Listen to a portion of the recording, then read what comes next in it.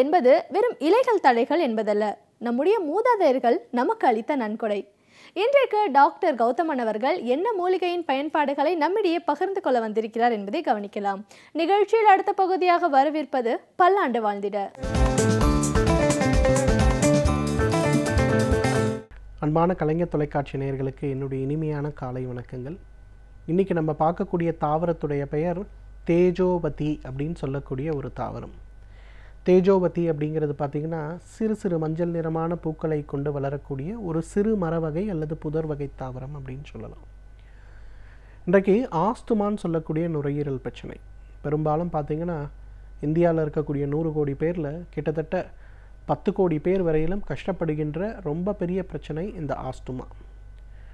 வளரக்கூடிய குழந்தைகள், இப்போ புதிதாக பிறக்கக்கூடிய குழந்தைகளில் 100 குழந்தைகளில் 25 குழந்தைகள் வரை பாதிக்கப்படக்கூடிய மிகப்பெரிய பிரச்சனையாக இருக்கக்கூடிய ஒரு நோய் இந்த ஆஸ்துமான்னு சொல்லலாம். இந்த ஆஸ்துமாவுக்கு நிறைய நம்ம ட்ரீட்மெண்ட்டை பேப்பரில் பார்க்குறோம், புக்கில் பார்க்குறோம். இதை சாப்பிடுங்க நல்லது, அதை சாப்பிடுங்க நல்லது, இந்த மருத்துவத்துறையில் ஒரு உணவு, அந்த மருத்துவத்துறையில் ஒரு மருந்து நிறைய இருக்கும். ஆஸ்மா நோய் இருக்கவங்களே எங்கிட்ட வரும்போது சொல்லுவாங்க, சார் நான் எல்லா மருந்துமே சாப்பிட்டேன், எனக்கு எதுவுமே குணமாகலை சார் அப்படிம்பாங்க. அந்தளவுக்கு பார்த்திங்கன்னா ஆஸ்துமா நோய் நிறைய பேரை கஷ்டப்படுத்தி கொண்டிருக்கக்கூடிய ஒரு விஷயம். இயற்கை நமக்கு ஒரு பிரச்சனையை கொடுக்கும்போது அதற்கு ஒரு தீர்வு இல்லாமல் கொடுப்பதே கிடையாது. எந்த பிரச்சனையாக இருந்தாலும் சரி, தலைவலி, காய்ச்சல், வயிற்று வலி, வயிற்றுப்போக்கு, அந்த மாதிரி ஆஸ்துமா நோயை பொறுத்தவரையிலும் அந்த ஆஸ்துமா நோய்க்கு இயற்கை கொடுத்திருக்கின்ற மிகச்சிறந்த ஒரு மருந்து எதுன்னு கேட்டிங்கன்னா இந்த தேஜோவதி அப்படின்னு நம்ம சொல்லக்கூடிய ஒரு மூலிகை தான். இந்த தேஜோவதியை பொறுத்தவரையிலும் பார்த்திங்கன்னா இதோட மரப்பட்டை அல்லது இதோட வேர்பட்டை, இதை கஷாயமாகவோ அல்லது ஒரு சூரணமாகவோ கொடுக்கின்ற வழக்கம் பெரும்பாலும் சித்த மருத்துவத்தில், வட இந்தியாவில் ஆயுர்வேத மருத்துவத்தில் ரொம்ப பிரசித்தமான ஒன்று. அந்த ஆஸ்துமா நோய், விக்கல் சம்பந்தப்பட்ட கோளாறுகள் நிறைய பேருக்கு பார்த்திங்கன்னா சாப்பிட்டாலே விக்கல் வந்துடும். ஒரு அரை மணி நேரம் அந்த விக்கலோடு அவங்க போராடணும். அந்த மாதிரி ஏற்படக்கூடிய பிரச்சனையை நன்றாக குணமாக்கக்கூடிய ஒரு மிகச்சிறந்த அருமருந்து இந்த தேஜோவதி.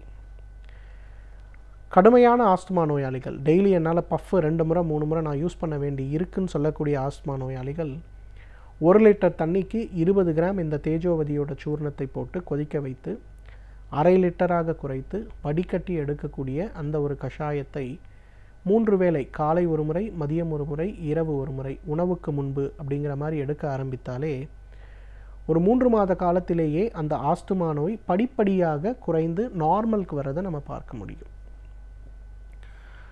நான் பஃப் யூஸ் பண்ணிகிட்ருக்கேன், இந்த பஃப்பை நிறுத்திட்டு நான் அந்த கஷாயத்தை சாப்பிட்லாமா அப்படின்னு கேட்டிங்கன்னா உங்களுக்கு உடம்புல அந்த சக்தி இருக்காது, கஷ்டப்பட வேண்டியிருக்கும். பட் இந்த கஷாயத்தோடு சேர்த்து நீங்கள் பஃப்பை உபயோகப்படுத்த ஆரம்பிச்சிங்கன்னா ஒரு 3 மாதம் ஆகும்போது பார்த்திங்கன்னா அந்த பஃப்போட தேவையே இருக்காது.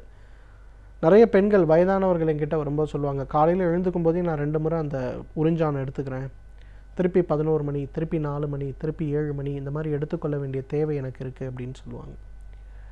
அப்படி இருப்பவர்கள் கூட இந்த தேஜோவதியிலிருந்து எடுக்கக்கூடிய அந்த ஒரு கஷாயத்தை தொடர்ந்து குடிக்க ஆரம்பித்தாங்கன்னா ஒரு மாதம், 2 மாதம், 3 மாதம் ஆகும்போது ஒரு நாளைக்கு 1 முறை நீங்கள் அந்த பஃப் எடுத்தால் பெரிய விஷயமா இருக்கும். ஒரு 6 மாதம் இந்த தேஜோவதி கஷாயத்தை ஒரு டீ மாதிரி சாப்பிட ஆரம்பிங்க. நிச்சயமாக குளிர்காலமோ, மழை காலமோ, வெயில் காலமோ, எந்த காலமாக இருந்தாலும் எந்த பிரச்சனையும் இல்லாமல் கம்ஃபர்டபுளாக நம்மளோட லைஃப் போகிறத நம்ம பார்க்க முடியும். நிறைய குழந்தைகள் பார்த்திங்கன்னா இன்றைக்கு என்கிட்ட கூட்டிகிட்டு வரும்போதே சொல்லுவாங்க, சளி, ஒரு கூல்ட்ரிங்க்ஸ் குடித்தா உடனே சளி, இருமல், காய்ச்சல், ஒரு பழங்கள், ஒரு குளிர்ந்த பழம் சாப்பிட்டா உடனே சளி, இருமல், காய்ச்சல், இந்த மாதிரி பிரச்சனை எனக்கு இருக்குது அப்படின்னு சொல்கிறவங்க நிறைய பேர் இருக்காங்க. அப்போ அந்த குழந்தைகளுக்கு நம்ம என்ன பண்ணலான்னா இந்த தேஜோவதியிலிருந்து அரைத்து எடுக்கக்கூடிய சூரணத்தை ஒரு 1/4 தேக்கரண்டி, அதாவது ஒரு 2 கிராம் அளவுக்கு எடுத்து சிறிதளவு நெய் கலந்து அல்லது தேன் கலந்து ஒரு சின்ன மாத்திரையாக அதை செஞ்சு அந்த குழந்தைகளுக்கு சாப்பிட கொடுக்கலாம். இன்னும் ஒரு ஸ்டெப்பு மேலே போனோன்னா நம்ம குஜராத், பஞ்சாப், யூபியில், குறிப்பாக கான்பூர் சம்மந்தப்பட்ட வில்லேஜ்லலாம் பார்த்திங்கன்னா இந்த வீசிங் இருக்க குழந்தைகளுக்கு இந்த தேஜோவதியோட சூர்ணத்தை ஒரு ஸ்பூன் போட்டு, சாதம் போட்டு, நெய் போட்டு கலந்து முதல்ல அதை சாப்பிட கொடுத்துருவாங்க. கொஞ்சம் காரமாக இருக்கும், சாப்பிட கொடுத்துருவாங்க. அதுக்கப்புறம் தான் மற்றதெல்லாம். அதுவும் பஞ்சாப் நீங்கள் போய் பார்த்தீங்கன்னா அங்கே இந்த தேஜோவதியோட ரெசிபி ரொம்ப காமன். இன்னும் சொல்லப்போனால் சண்டிகர் பக்கத்தில் இருக்க சில வில்லேஜஸ்லாம் பார்த்திங்கன்னா அந்த தாபா மாதிரி இருக்கக்கூடிய ஹோட்டல்லலாம் நம்ம ஊரில் எப்படி பருப்பு பொடி வைக்கிறோமோ அந்த மாதிரி அந்த ஊரில் அந்த பருப்பு பொடியிலேயே இந்த தேஜோவதி சூர்ணத்தையும் கலந்து வச்சுருப்பாங்க. அங்கே நிறைய புகையிலையுடைய growth ரொம்ப அதிகம். அங்கே இருக்கவங்களுக்கு ஆஸ்துமா, நுரையீரல் சம்மந்தப்பட்ட நோய் அதிகமாக இருக்கிறதுனால இதை ஒரு ஃபுட்டாகவே அங்கே வச்சுருப்பாங்க. ஸோ அந்த அளவுக்கு பார்த்திங்கன்னா ஆஸ்துமா நோயை கண்ட்ரோல் பண்ணக்கூடிய, ரொம்ப வேகமாக குறைக்கக்கூடிய ஒரு மிகச்சிறந்த மருந்து இந்த தேஜோவதி.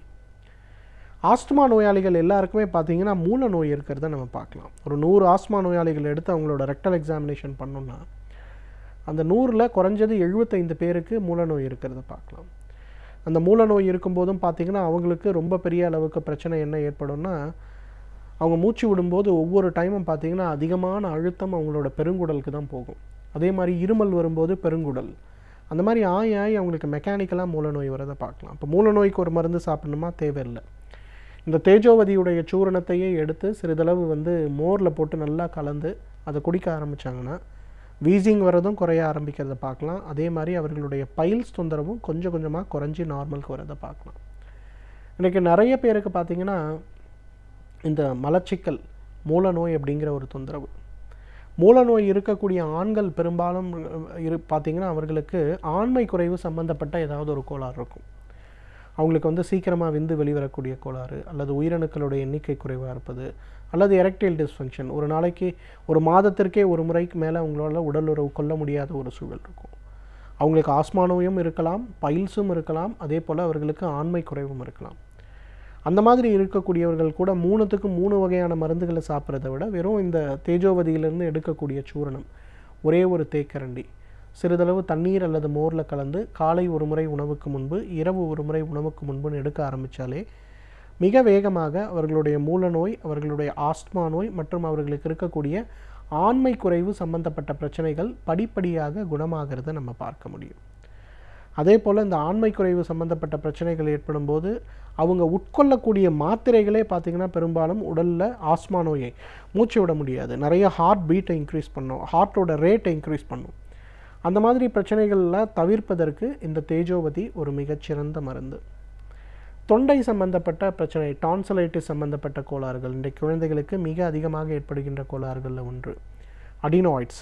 சம்மர் லீவ் இப்போது நீங்கள் ஒவ்வொரு பீடியாட்ரிக் ஹாஸ்பிட்டலும் போய் பார்த்தீங்கன்னா குறைந்தது ஒரு நாளைக்கு ஒரு 20 குழந்தைகளுக்காவது அந்த உள்நாக்கை கட் பண்ணி எடுத்துகிட்ருப்பாங்க.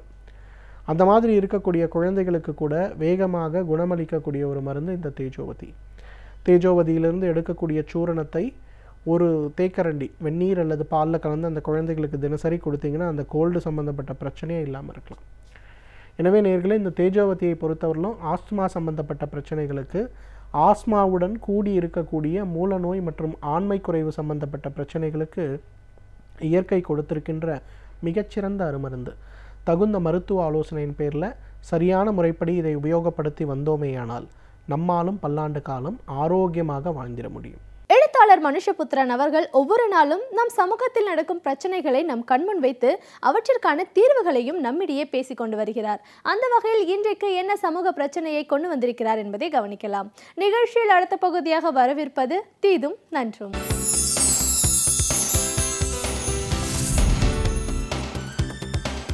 வணக்கம் நண்பர்களே, இன்னும் ஒரு இனிய காலை பொழுதில் தீதும் நன்றும் நிகழ்ச்சியில் உங்களை சந்திப்பதில் மிக்க மகிழ்ச்சி அடைகிறேன். இந்த உலகம் பலவிதமான யுத்தங்களை சந்தித்திருக்கிறது. பல்வேறு விதமான போர்களினூடாக வளர்ந்து வந்திருக்கிறது. பல்வேறு விதமான பேரழிவுகளை சந்தித்திருக்கிறது.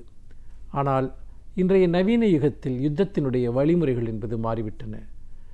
நாம் பழைய வரலாறுகளில், கதை புத்தகங்களில் நாம் படிப்பது உண்டு. அதாவது கொள்ளையர்கள் ஒரு ஊருக்குள் புகுந்து அந்த ஊர் மக்களை தாக்குவார்கள். அங்கே இருக்கக்கூடிய தானிய கிடங்குகளை அல்லது அங்கே இருக்கக்கூடிய ஆபரணங்களை கொள்ளையடித்து செல்வார்கள். அங்கு ஒரு மிகப்பெரிய சேதங்களை விளைவித்து விட்டு செல்வார்கள். அல்லது மக்களுடைய இருப்பிடங்களை தாக்கி தீக்கிரையாக்கி விட்டு செல்வார்கள். மொத்த ஊரினுடைய செயல்பாட்டையுமே முடக்கி விடுவார்கள் என்றெல்லாம் நாம் பார்த்திருக்கிறோம். ரயில் கொள்ளையர்களை பற்றி கூட நாம் படித்திருக்கிறோம். ஆனால் இப்பொழுது நேரடியாக கொள்ளையர்கள் எங்குமே வர வேண்டிய அவசியமில்லை. மாறாக அவர்கள் எங்கோ ஒரு இடத்தில் இருந்து கொண்டு தங்களுடைய எல்லா கொள்ளைகளையும் நடத்த முடியும் என்பதை இன்றைக்கு நாம் தொடர்ந்து பார்த்து கொண்டிருக்கிறோம். ஏனென்றால் இந்த கணினிமயப்படுத்தப்பட்ட உலகில் கணினிகளை தாக்குவதன் மூலமாக அல்லது கணினிகளுக்குள் இரகசியமாக நுழைவதன் மூலமாக தான் விரும்புகிற எதையும் செய்ய முடியும். எத்தகைய ஒரு அபாயகரமான ஒரு விளைவுகளையும் நாம் ஏற்படுத்த முடியும் என்பதை உலகம் தொடர்ந்து சந்தித்து கொண்டிருக்கிறது. உண்மையிலேயே சைபர் வார் என்று சொல்லக்கூடிய இந்த ஒரு ஒரு கணினி சார்ந்த யுத்தம் தான் இன்றைக்கு உலகத்தை அச்சுறுத்தக்கூடிய ஒன்றாக இருக்கிறது. இந்த கணினி சார்ந்த யுத்தம் என்றால் என்ன, இந்த சைபர் வார் என்றால் என்ன என்பதை நாம் சற்றே புரிந்து கொள்ள வேண்டும். அப்போதுதான் நாம் சூழ்ந்திருக்கக்கூடிய அபாயத்தை நம்மால் புரிந்து கொள்ள முடியும். சமீபத்தில் ஒரு வானாகிரை என்கிற ஒரு வைரஸ், கம்ப்யூட்டர் வைரஸ், அது பல்லாயிரக்கணக்கான கம்ப்யூட்டர்களுக்குள், லட்சக்கணக்கான கம்ப்யூட்டர்களுக்குள் புகுந்து அவற்றை செயலிழக்க செய்துவிட்டது, அவற்றை இயங்க விடாமல் செய்துவிட்டது என்கிற செய்தி பலரையும் அதிர்ச்சிக்குள்ளாக்கியது. இந்தியாவில் மட்டும் கிட்டத்தட்ட 50,000 கணினிகள் இதில் பாதிக்கப்பட்டதாக சொல்கிறார்கள். முக்கியமாக 150 நாடுகளை இந்த வைரஸ் தாக்கியிருக்கிறது என்று சொன்னார்கள். நம்முடைய உடம்பில் தாக்குகிற வைரஸிற்கும் இந்த வைரஸிற்கும் ஏதாவது தொடர்பு இருக்கிறதா? நம்மை நோய்வாய்ப்பட செய்யக்கூடிய இந்த வைரஸ் என்பது அது இயற்கையில் தோன்றக்கூடிய ஒன்று. ஆனால் கணினியில் தோன்றக்கூடிய இந்த வைரஸ் என்பது அது எப்படி உருவாக்கப்படுகிறது, எப்படி பரப்பப்படுகிறது, எத்தகைய விளைவுகளை ஏற்படுத்துகிறது என்பதை நீங்கள் புரிந்து கொள்ள வேண்டும். இந்த கணினியில் ஏற்படுத்தக்கூடிய இந்த வைரஸ் என்று சொல்லக்கூடியது அதுவும் ஒரு மென்பொருள், ஒரு ப்ரோக்ராம் என்று சொல்வார்கள். இதை கணினி தொழில்நுட்பத்தில் மிகச்சிறந்த வல்லுநர்களாக இருக்கக்கூடியவர்கள் தான் அந்த நிகழ்ச்சி நிரலை அவர்களால் எழுத முடியும். அதாவது எல்லா கணினியில் இருக்கக்கூடிய செயல்பாடுகளுமே அந்த ப்ரோக்ராம் என்று சொல்லக்கூடிய நிகழ்ச்சி நிரலின் அடிப்படையில் தான் செயல்படுகின்றன. அந்த நிகழ்ச்சி நிரலையே தன்வசத்தில் கொண்டு வரக்கூடிய ஒரு நிகழ்ச்சி நிரலை அவர்கள் எழுதுவார்கள், ஒரு ப்ரோக்ராமை அவர்கள் எழுதுவார்கள். அதை பிறகு உங்கள் கணினிக்குள் அவர்கள் பரவ விடுவார்கள். எங்கோ இருக்கக்கூடிய ஒரு மனிதர் எப்படி உங்களுடைய கணினிக்குள் ஒரு ப்ரோக்ராமை பரவ செய்ய முடியும், ஒரு நிகழ்ச்சி தன்னுடைய ஒரு மென்பொருளை சார்ந்த ஒரு விஷயத்தை அதற்குள் எப்படி கொண்டு வர முடியும் என்று நீங்கள் நினைக்கலாம். நண்பர்களே, உங்களிடம் இருக்கக்கூடிய கணினி என்பது உங்களுடைய கணினி மட்டுமல்ல, அது லட்சக்கணக்கான கோடிக்கணக்கான கணினிகளோடு இணையம் மூலமாக, இன்டர்நெட் மூலமாக இணைக்கப்பட்டிருக்கிறது. அதன் மூலமாகத்தான் நீங்கள் ஏதோ ஒரு கணினியில் இருக்கக்கூடிய தகவல்களை எடுத்து படிக்கிறீர்கள், மின்னஞ்சல்களை அனுப்புகிறீர்கள், தகவல் பரிமாற்றத்தில் ஈடுபடுகிறீர்கள். ஆக இணையம் என்பதே உலகம் முழுக்க இருக்கக்கூடிய பல கோடி கணினிகளை இணைக்கக்கூடிய ஒரு சாதனம். அதன் வழியாக தகவல்கள், பல்லாயிரம் கோடி தகவல்கள் ஒவ்வொரு நொடிக்கு நொடி கணினிகளுக்கிடையே பரிமாற்றம் நடந்து கொண்டே இருக்கிறது. இந்த பரிமாற்றத்தின் வழியாகத்தான் இந்த கம்ப்யூட்டர் வைரஸ் என்று சொல்லக்கூடிய இந்த நிகழ்ச்சி நிரல்களை எழுதக்கூடியவர்கள் உள்ளே வருகிறார்கள். இவர்கள் இதை செய்வதனுடைய நோக்கம் என்பது ஒரு அழிவை உண்டாக்குவது அல்லது யாரோ சிலருடைய நலன்களுக்காக வேலை செய்வது என்று. இப்பொழுதெல்லாம் ஒரு நிறுவனத்தினுடைய ஒட்டுமொத்தமான செயல்பாடுகளையும் கோப்புகளையும் தங்கள் கட்டுப்பாட்டில் கொண்டு வைத்துவிட்டு அந்த நிறுவனங்களிடம் பணம் கேட்ட பிறகு அந்த கோப்புகளை விடுவிக்கக்கூடிய ஒரு இந்த வைரஸ்களை பரப்பக்கூடியவர்கள் எல்லாம் வந்துவிட்டார்கள். அதோடு மட்டுமல்லாமல் இன்றைக்கு நம்முடைய எல்லா விதமான நம் டிஜிட்டல் இந்தியா என்றெல்லாம் பேசுகிறோம். எல்லா துறைகளுமே, அரசு நிர்வாகத்திலிருந்து தொடங்கி அல்லது சேவை சார்ந்த துறைகள், வங்கி கணக்கு பரிவர்த்தனைகள், நம்மை பற்றிய அந்தரங்கமான தகவல்கள் அனைத்துமே கணினிமயப்படுத்தப்பட்டிருக்கின்றன. ஆனால் ஒரு கணினி வைரஸ் மூலமாக ஒருவர் அந்த தகவல்களை உடனடியாக திருட முடியும், ஒட்டுமொத்த செயல்பாட்டையே கூட முடக்கிவிட முடியும். அது 2000ஆம் ஆண்டு ஐ லவ் யூ என்று சொல்லப்பட்ட ஒரு வைரஸ் உலகத்தின் 10% கணினிகளை முடக்கி செயலிழந்து போகச் செய்தது என்பதை நாம் நினைத்து பார்க்க வேண்டும். அதைவிட கொடூரமான பல வைரஸ்களை அவர்கள் உருவாக்கி பரப்பினார்கள். ஈரானினுடைய அணு ஆயுத அந்த மையங்களுக்குள்ளேயே அந்த வைரஸ்களை அவர்கள் செலுத்தி அணு ஆயுதங்களை கட்டுப்படுத்தக்கூடிய அளவிற்கு அவர்கள் அன்றைக்கு முன்னேறி வந்தார்கள் என்பதை நாம் மறந்துவிடக்கூடாது. ஒரு நொடியில் யாரோ ஒருவர் இந்த அணு ஆயுதங்களை கட்டுப்படுத்தக்கூடிய கணினிகளின் மீது உள்ளே புகுந்து விட்டால் உலகத்தையே அழித்து விட முடியும். நினைத்து பாருங்கள், ஒரு ஒட்டுமொத்த உலகத்தையே அழிக்கக்கூடிய சக்தி இந்த வைரஸிற்கு இருக்கிறது. அப்படி இருக்கிற போது நம்முடைய தகவல்களை திருடுவது, நம்முடைய வங்கியில் இருக்கக்கூடிய பணத்தை திருடுவது, இதன் மூலமெல்லாம் இந்த வைரஸ் பரவுகிறது. இந்த வைரஸ் பரவுவதை எப்படி தடுப்பது என்கிற போது அதற்கு பல மென்பொருள்கள் இருந்தாலும் கூட நம்முடைய முன்னெச்சரிக்கை நடவடிக்கை மிகவும் முக்கியம். நம்முடைய செல்ஃபோனில் இப்பொழுது நாம் பண பரிவர்த்தனை செய்கிறோம். அதனால் செல்ஃபோனுக்குள் வைரஸை பரப்பக்கூடிய, உங்கள் செல்ஃபோன் தகவல்களை திருடக்கூடிய பல மென்பொருட்களை நீங்கள் தொடர்ந்து டவுன்லோட் செய்கிறீர்கள். இலவசமாக கிடைக்கிறது என்பதற்காக நிறைய விளையாட்டுகள், நிறைய சாஃப்ட்வேர், அதையெல்லாம் நீங்கள் டவுன்லோட் செய்து கொண்டே இருக்கிறீர்கள். அதற்குள் உங்கள் கணினி தகவல்களை திருடக்கூடிய அந்த செய்திகளை அவர்கள் எழுதி வைத்திருப்பார்கள். ஒரு குறிப்பிட்ட காலத்திற்கு பிறகு உங்கள் கணினியிலிருந்து அந்த தகவல்கள் எல்லாம் வெளியே போக ஆரம்பித்துவிடும். ஆக நீங்கள் அனாவசியமான மென்பொருள்களை தரவிறக்கம் செய்யாதீர்கள். தேவையற்ற சம்பந்தமில்லாத மின்னஞ்சல்களை திறக்காதீர்கள். என்றால் ஒன்றை திறந்தால் அது பல்லாயிரக்கணக்காக பெருகி எல்லா பக்கமும் பரவக்கூடிய ஒரு அபாயம் இருக்கிறது. இந்த கணினி யுத்தத்தில் நாம் கவனமுடன் இருந்தால் நாம் தப்பிக்கலாம் என்பதை நினைவில் வைத்துக் கொள்ள வேண்டும். மீண்டும் இன்னும் ஒரு புதிய சிந்தனையோடு உங்களை சந்திக்கிறேன். நன்றி, வணக்கம். இப்பகுதியில் ஒவ்வொரு துறையை சேர்ந்த சிறப்பு விருந்தினர்கள் அவர்களின் துறையை பற்றி பல தகவல்களை நம்மிடையே பகிர்ந்து கொண்டு வருகிறார்கள். அந்த வகையில் இன்றைக்கு நாம் சந்திக்கவிருக்கும் சிறப்பு விருந்தினர் எந்த துறையிலிருந்து வந்து என்ன பயனுள்ள தகவல்களை நம்மிடையே பகிர்ந்து கொள்ள இருக்கிறார் என்பதை கவனிக்கலாம்.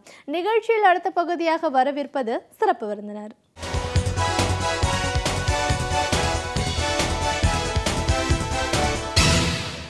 வணக்கம் நேயர்களே, விடியலே வா நிகழ்ச்சியின் சிறப்பு விருந்தினருக்கான நேரம் இது. இன்றைய சிறப்பு விருந்தினர் தமிழ் துறை பேராசிரியர் முனைவர் எஸ். ஸ்ரீகுமார். ஒரு பேராசிரியரா இவருடைய பயணம் அப்படிங்கிறது எப்படி ஆரம்பமானது? தமிழ் துறை அப்படின்னு சொல்லும்போது இன்னைக்கு எந்த அளவுக்கு அதை பெருமையோடு நம்ம சொல்லிக்கூட சூழல் இன்னைக்கு இருக்கு? தமிழோட வரலாறு என்ன, அதோட முக்கியத்துவம் என்ன, ஒரு ஆசிரியர் அப்படின்னா எப்படி இருக்கணும், ஒரு மாணவரை உருவாக்குறதுல ஆசிரியரோட பங்களிப்பு, அதுவும் மொழி ஆசிரியரோட பங்களிப்பு என்னவா இருக்கும்னு பல விஷயங்களை, கருத்துக்களை நம்ம அவர்கிட்ட கேட்டு தெரிஞ்சுக்கலாம். வணக்கம் சார். வணக்கம். தமிழ் துறை பேராசிரியரா முதல்ல எங்கள் நிகழ்ச்சிக்கு உங்களை நாங்கள் வரவேற்கிறோம் சார். நீங்கள் வந்து ஆசிரியர் மட்டும் இல்லை, நிறைய நூல்கள் எழுதியிருக்கீங்க. அதை சில நூல்கள் வந்து திட்டத்திலையும் இணைச்சிருக்காங்கன்றதை நம்ம பார்க்குறோம். ஒரு மொழி ஆசிரியர் அப்படின்னும் போது மொழிக்கு அப்பாற்பட்டு பல விஷயங்களை சொல்லிக் கொடுக்க வேண்டிய ஒரு பொறுப்பு இருக்கிற சூழல் தான் இன்னைக்கு இருக்கிறத நம்ம பார்க்குறோம். பொதுவாக பள்ளிக்கூடங்கள், கல்லூரிகள் ஒரு 20-30 ஆண்டுகளுக்கு முன்னாடி எப்படி செயல்பட்டுச்சு, இன்றைய நிலைப்பாடு எப்படி இருக்கு, ஒரு கல்விக்கூடம் அப்படின்னா என்ன, ஒரு மாணவனை உருவாக்குறதுல பாடத்துக்கு அப்பாற்பட்டு என்ன மாதிரியான விஷயங்கள் எல்லாம் நம்ம சொல்லிக் கொடுக்க வேண்டிய அவசியம் ஒரு ஆசிரியருக்கு இருக்கு? உங்களுடைய பயண காலத்துல நீங்க அதை எவ்வளவு தூரம் சிறப்பா செஞ்சுட்டு இருந்தீங்கன்னு பல விஷயங்களை, கருத்துக்களை எங்க நேயர்களோட இன்னைக்கு நீங்க முழுமையா பகிர்ந்துக்கணும் சார். முதல்ல ஒரு ஆசிரியர் பணி அப்படின்னு சொல்லும்போது இன்னைக்கு ஒரு கன்னியாகுமரி மாதிரியான ஒரு மாவட்டம்ல எப்படிப்பட்ட ஒரு சூழல் இருக்கும்னு நமக்கு தெரியும். அதுல சமூகத்தின புரிதலோட ஒரு நல்ல மாணவனை உருவாக்கணும். இன்னைக்கு நிறைய பேர் வந்து ஒரு பெரிய பேராசிரியரா பல துறைகள்ல சிறப்பா விளங்கினாலும் உங்களுடைய பயணம் ஆரம்பிச்ச காலகட்டம் எப்படி இருந்துச்சு சார்? ஒரு வகையில் நான் வந்து ஒரு கல்லூரி பேராசிரியராக இருந்தேன்னு உள்ளதில் கர்வப்பட்டுக்கிட்டேன். ஏன்னா ஆசிரியர் பணின்னு சொல்லக்கூடியது அறப்பணின்னு சொல்லுவாங்க. நான் அதற்கும் மேலாக ஒரு நாடினுடைய ஒரு முன்னேற்றம் எது தீர்மானிக்கும்னு சொல்லியாச்சுன்னா வகுப்பறை தான் தீர்மானிக்கும். அந்த வகுப்பறையில் இருக்கக்கூடிய மாணவர்கள் தீர்மானிக்கிறார்கள். அந்த மாணவர்களை சரியான வழித்தடத்தில் நடத்தக்கூடியவர்களாக ஆசிரியர்கள் இருக்கிறார்கள். ஆகவே இவைகள் அத்தனையும் ஒன்று சேருகின்ற பொழுது ஒரு நாட்டின் முன்னேற்றம் சொல்லக்கூடியது அதிலிருந்து தான் படிப்படியாக உயரும் என்று கருதுகிறேன். ஆக வகுப்பறை சூழல்கள், ஆசிரியர் மாணவர் உறவுன்னு சொல்லக்கூடியவைகள் ரெண்டும் சேர்ந்து இணைந்து இருந்தால்தான், நான் எப்பவுமே என்னுடைய வகுப்பறையில் சொல்லுவேன், ஆசிரியர்களுக்கும் மாணவர்களுக்கும் இடையே இருக்கக்கூடிய சுவர்கள் உடைக்கணும்.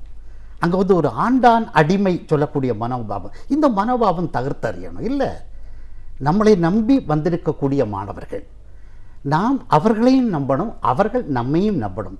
இப்படிப்பட்ட ஒரு நம்பிக்கை கதாபாத்திரங்களாக மாறுகின்ற பொழுதுதான் நாம் எதை சொல்லிக் கொடுக்கிறோமோ அதை அவர்கள் உள்வாங்கிக் கொள்ளக்கூடியவர்களாக மாறுவார்கள். இல்லை, நான் வேறு வழியாகவும் அவர்கள் வேறு வழியாகவும் செல்வார்கள் என்று சொன்னால், நான் அந்த 1 மணி நேரம் என்ன பாடம் எடுத்தாலும் சரி, அவங்களுக்கு எந்த பிரயோஜனமும் இல்லை. ஆக பரஸ்பரம் எங்கள் இருவருக்கும் இடையில் நல்ல உறவுகள் உருவாக வேண்டும். அப்படி உறவுகள் உருவாக்கின்ற பொழுது அவைகள் சிறப்பான வழித்தடத்தில் போகும் சொல்லக்கூடியதாக முடியும். என்னுடைய ஆசிரியர் பணி அனுபவங்கள்லேயே நான் இப்படிப்பட்ட நிறைய விஷயங்களை என்னால் சந்திக்க முடிஞ்சிருக்குது. இப்போ ஒரு ஆசிரியர் அப்படின்னு நம்ம சொல்லும்போது இன்னைக்கு ஒரு மாணவன் நல்ல முறையில் வந்தாலும் இல்லை ஒரு கெட்ட பழக்க வழக்கங்களுக்கு போனாலும் அதில் வந்து ஒரு முக்கியமான ஒரு பங்களிப்பு ஆசிரியருக்கு இருக்குது அப்படின்னு நம்ம சொல்கிறோம். பள்ளி நேரங்கள் தான் அதிகம், அவங்க கழிக்கக்கூடிய நேரம் வந்து முழுமையாக அங்கே தான் இருக்குது. வீட்டில் பெற்றோர்களுக்கு ஒரு பொறுப்பு அப்படின்னாலும் அதற்கு அடுத்தபடியாகவும் இல்லை அதற்கு மேலாகவும் ஆசிரியர் நம்ம பொறுப்புன்னு சொல்கிறோம். ஒரு ஆசிரியர் அப்படின்னா, நல்ல ஆசிரியர் அப்படின்னா அவர்களுக்கான பண்புகள்னா என்னென்னு சொல்லுவீங்க? அதம்மா, நான் அங்கே எப்போவுமே சொல்லக்கூடிய ஒரு வழக்கம், கல்வி சாலைகளில் ஆசிரியர்களே பெற்றோர்கள், வீட்டில் பெற்றோர்களே ஆசிரியர்கள். இந்த ரெண்டும் அழகாக நடந்தாலே போதும், ஒரு அற்புதமான ஒரு கல்வி இந்த மண்ணில் வந்து உருவாக்கப்படும். ஒரு வகுப்பறைக்குள்ளே நுழைகின்ற பொழுது அந்த ஆசிரியர் எப்படிப்பட்டவராக இருக்கணும், அங்கே நம்முடைய முன்னாடி இருக்கக்கூடிய அந்த மாணவர்கள் உயிருள்ள ஜீவன்கள், நம்மை நம்பி வந்திருக்கக்கூடிய ஜீவன்கள் என்கின்ற ஒரு உணர்வோடு நாம் உள்ளே போகணும். உள்ளே போவது மட்டும் இல்லை, ஆசிரியருடைய ஒவ்வொரு செயல்பாட்டையும் அந்த மாணவர்கள் பார்த்து கொண்டே இருப்பார்கள். அப்போ ஆசிரியர்கள் தங்களுடைய செயல்பாடுகள் மாணவர்களை ஈர்க்கக்கூடிய வகையில் இருந்தால்தான் நான் சொல்லிக் கொடுக்கக்கூடிய பாடங்களை அவனால் கிரகித்து கொள்ள முடியும். ஒரு வார்த்தைகள் கூட ஒரு மாணவனுடைய லைஃப்பை புரட்டி போடக்கூடிய ஒரு தன்மை உண்டு. எனக்கு நான் அறிந்த ஒரு சம்பவத்தை அதை சொல்லலான்னு கூட நான் நினைக்கிறேன். ஒரு மாணவன் ரொம்ப அந்த வகுப்புறைக்குள்ள வந்தாலே ரொம்ப அழகாக இருக்கும். ஒயிட் அண்ட் ஒயிட் தான் போடுவான், நெற்றியில் திருநீரெல்லாம் போட்டு இதெல்லாம் போட்டு ரொம்ப அழகாக வருவான். அவன் பக்கத்தில் உட்காரதுக்கு அவ்வளோ மாணவர்களும் போட்டி போடுவார்கள். எதற்காக என்று சொன்னால், ஒன்று அவனுடைய அறிவு சார்ந்த விஷயம். கணக்கை அவ்வளோ அழகாக சொல்லிக் கொடுப்பான், அறிவியலை அவ்வளோ அழகாக சொல்லிக் கொடுப்பான். யாருக்கும் ஏதோ புரியாத ஒரு விஷயத்தை கூட அவன்கிட்ட போய் கேட்டாச்சுன்னா புரியும்படியாக சொல்லிக் கொடுக்கக்கூடிய ஒரு மனப்பக்குவம், அறிவு ஜீவியாகவும் அந்த மாணவர் தான். அத்தனை பேரும் அந்த மாணவனை முச்சுக்கிட்டே இருப்பான். நான் அந்த மாணவனை சந்திக்கக்கூடிய ஒரு வாய்ப்பு, எங்கிட்ட அவன் படிக்கலை, இருந்தாலும் அந்த மாணவனை நான் சந்திக்கக்கூடிய ஒரு வாய்ப்பு கிடைச்சிது. எப்போவுமே அவனை சுற்றி ஒரு கூட்டம் இருக்கும், அது பார்க்கறதுக்கே சந்தோஷமாக இருக்கும். ஒரு நாள் வகுப்பறையில் ஒரு ஆசிரியர் வருகிறார். வந்தோடனே அந்த மாணவர்களுக்கான உதவித்தொகை, அது வகுப்பில் என்ன செய்வாங்கன்னா ஒவ்வொரு மாணவராட்டு அழைப்பாங்க, பேர் சொல்லி அழைப்பது வழக்கம். ஆனால் இந்த ஆசிரியர் அதற்கு மாறாக அந்த மாணவருடைய ஜாதி பெயர்களை, அந்த ஜாதி பெயர்களை சொல்லி அழைக்கிறார். இந்த மாணவனுடைய இது வருகின்ற பொழுது இவருடைய ஜாதி பெயர் சொல்லி அழைக்கப்படுகிறது. அவன் துப்புரவு தொழிலாளர் சமூகத்தை சார்ந்தவன். அப்பொழுதுதான் எல்லோருக்கும் தெரிகிறது அவன் யார் என்பது. அந்த மாணவன் ஸ்காலர்ஷிப்பை வாங்குவதற்காக அலுவலகத்துக்கு போயிட்டு திருப்பி வருகின்ற பொழுது அவனுடைய பக்கத்தில் இருப்பதற்கு போட்டி போட்ட மாணவர் சமூகம் ஒருவர் கூட அவனுடைய அந்த இருக்கைக்கு அருகில் சென்று இருப்பதற்கு விரும்பவில்லை. யாரும் அவனிடத்தில் பேச விரும்பவில்லை. யாரும் அவனிடத்தில் இந்த கணக்கை எனக்கு சொல்லித்தா என்று கேட்பதற்கும் தயாராக இல்லை. இப்பொழுது ஒரு வெற்று மரமாக, ஒரு பட்ட மரமாக, உணர்ச்சியற்ற ஒரு மனிதனாக அவன் ஆக்கப்படுகிறான். நேற்று வரை அல்லது ஒரு அரை மணிக்கூருக்கு முன்பு வரை அவனை சுற்றி ஒரு கூட்டம், அதிலே அவனுடைய கர்வத்தோடு அவன் நடந்த அவன் இன்னைக்கு யாருமே இல்லாமல் ஆனதனுடைய பிற்பாடு அன்றுதான் அவன் பள்ளிக்கு வந்த கடைசி நாள். இப்பொழுதும் நான் என்னுடைய ஊருக்கு செல்லுகின்ற பொழுது அவனை பார்ப்பேன். அந்த தரையில் மதுவும் அறிந்து கொண்டு அவன் கிடக்கக்கூடிய அந்த காட்சியை பார்க்கின்ற பொழுது நான் அழுது விடுவேன். பாருங்க, ஒரு ஆசிரியர் ஒரு மாணவரை உருவாக்க வேண்டும். ஒரு ஆசிரியர் ஒரு மாணவனை சிதைக்கக்கூடாது. அதிலையும் ஜாதிகளை சொல்லி, ஜாதிகள் இல்லையடி பாப்பா என்று பாரதி பாடிய இந்த பூமியில் தான் வகுப்பறையில் ஜாதி சொன்னவுடன் சில வேளையில் அந்த மாணவன் ஒரு ஐஏஎஸ் ஆஃபீஸராக கூட வந்திருக்க முடியும். ஆனால் இன்றைக்கு எல்லாவற்றையும் தொலைத்துவிட்டு, தன்னுடைய வாழ்க்கையே தொலைத்துவிட்டு அந்த புழுதியோடு புழுதியாக கிடக்கக்கூடிய அந்த மாணவனுக்கு யார் பதில் சொல்ல முடியும்? ஆகவே தான் ஆசிரியர்கள் வகுப்பறையை எப்படி உருவாக்க வேண்டும் என்பதற்காக வேண்டித்தான் இந்த நிகழ்ச்சியை சொன்னேன். ஆகவே நாம் பேசக்கூடிய ஒவ்வொரு சொல்லும் அவனை உயர்த்துவதாக இருக்க வேண்டுமே தவிர அவனை தாழ்த்துவதாக இருக்கக்கூடாது. அதற்காகத்தான் இந்த சம்பவத்தை நான் சொன்னேன். ஒரு தமிழ் துறை பேராசிரியராக நிறைய இந்த மாதிரியான ஒரு அனுபவங்கள் இருக்கும். இன்னைக்கு ஒரு கல்லூரி மாணவன் தான் நாளைக்கு ஒரு பெரிய தலைவராகவோ இந்த சமூகத்தில் ஒரு பெரிய பதவிக்கு வர்றதுக்கான ஒரு வாய்ப்பு இருக்குது. அப்படின்னும் போது பள்ளிக்கல்வி அப்படிங்கிறது ஒரு புறம், கல்லூரி வாழ்க்கை அப்படிங்கிறது ஒரு புறம். ஒரு பேராசிரியர் பணி எவ்வளோ தூரம் இதில் முக்கியத்துவம் வாய்ந்ததாக இருக்குது கல்லூரி காலகட்டத்தில்? அதாவது என்னுடைய கல்லூரி வாழ்க்கை தான் கல்லூரி ஆசிரியர் ஆனதுக்கு பிறகு ஒரு சில பாடங்களை தந்தது. நான் வந்து இயல்பாக ஒரு எளிய குடும்பத்தில் வந்தவன். எங்கள் அப்பாவை நான் கட்டாயம் சொல்லி ஆகணும். ஒரு சங்கீத ஆசிரியர். சங்கீதம் ஒருவரை வளர்க்குமா? வளர்த்தது என்னே நான் சொல்லுவேன். பொதுவாக சங்கீதம் வறுமையும் கைகோர்த்து கொண்டு அழியும் என்று சொல்லுவார்கள். என்னுடைய வாழ்க்கையும் ஏகதேசம் அதே மாதிரி தான். இருந்தாலும் அந்த வறுமையிலும் எனக்கு ஒரு செம்மையான வாழ்க்கையை என்னுடைய பெற்றோர்கள் எனக்கு தந்தார்கள். இன்றைக்கு நான் உயர்ந்து நிற்கிறேன் என்று சொன்னால் அந்த சங்கீதம் தான் காரணம். அதனுடைய நினைவாகத்தான் என் வீட்டுக்கு பேரும் சங்கீதம், என்னுடைய மகளுக்கு பேரும் சங்கீதா. இன்றைக்கி அவள் ஒரு கல்லூரியில், ஒரு பொறியியல் கல்லூரியில் தலைவர் பேராசிரியராக இருந்துக்கிட்டு இருக்காங்க. இப்போ சங்கீதம் என்னுடைய குடும்பத்தை வளர்த்தது. அப்போ நான் வந்து அந்த கல்லூரியில் பிஎஸ்சி படிக்கக்கூடிய சமயத்தில் பாட்டனி எடுத்திருந்தேன். பாட்டனி எடுத்திருக்கக்கூடிய சமயத்தில் அந்த புத்தகங்களை வாங்கி படிப்பதற்கு எங்கிட்ட பணம் கிடையாது.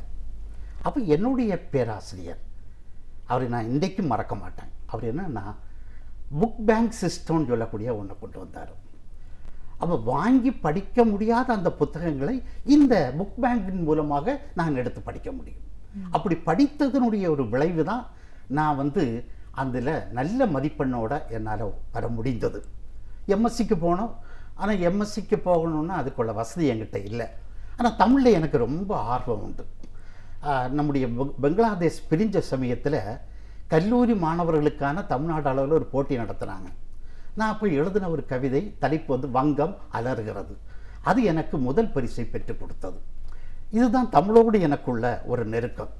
அப்போது அதுக்கப்புறம் சொன்னேன், எங்கள் வீட்டுக்கு பக்கத்துலேயே அந்த கல்லூரி இருக்குது, அங்கே போய் தமிழ் எம்ஏ படிக்கலான்னு விட்டு அதுக்கப்புறம் தமிழ் எம்ஏ படிக்க போனேன். அங்கேயும் முதல் வகுப்பில் வர முடிந்தது. அப்போ நான் மனசுக்குள்ளே நினச்சிக்கிட்டேன், படிக்க முடியாத மாணவர்களையும் படிக்க வைக்க வேண்டும். ஆனால் நான் கல்லூரி ஆசிரியர் ஆனவுடனே எனக்கு அதை சாதிக்க முடியல. அந்த துறையினுடைய தலைவராக ஆனவுடன் நான் முதல் செய்த ஒரு விஷயம், துறையில் ஒரு புக் பேங்க் சிஸ்டத்தை உருவாக்கினேன். அதில் படித்த ஏழை மாணவர்கள் எவ்வளோ பேர். அதே மாதிரி தமிழ் துறைன்னா கம்ப்யூட்டர் தரமாட்டாங்க. இவங்களுக்கு கம்ப்யூட்டர் எதுக்குன்னு கேட்பாங்க. இல்லை, நான் இப்போ கம்ப்யூட்டர் யுகத்தில் நாம் வந்து இருந்துக்கிட்டு இருக்கிறோம். அப்போ என்னுடைய தமிழ் படிக்கக்கூடிய மாணவர்களுக்கும் கம்ப்யூட்டர் பயிற்சி கொடுக்கணும்னு சொல்லி முதல்வரிடத்தில் சொல்லி ஒரு அறையை வாங்கி ஒரு 5 கம்ப்யூட்டரை வாங்கி வச்சேன். அப்போ அதுக்கு அப்பாயின்ட் பண்ணதுக்கு ஒரு ஸ்டாஃபை தரமாட்டாங்க. உங்களுக்கு தெரியும், ஆசிரியர்களே அப்பாயின்மெண்ட் நடக்கல. இந்த இதில் வந்து இதுக்காக வேண்டி தரமாட்டாங்க. அப்போ நான் வைத்த கோஷம் ஒன்று தான், தெரிந்தவர்கள் தெரியாதவர்களுக்கு சொல்லிக் கொடுங்கள். மாணவர்கள்ட்டையும் சொல்லிட்டேன், தெரிஞ்சவங்க யாராக இருக்காங்கன்னா கூட்டிகிட்டு வாங்க, படிங்க. இப்படி என்னுடைய மாணவர்களை கம்ப்யூட்டர் படிக்க வச்சேன்.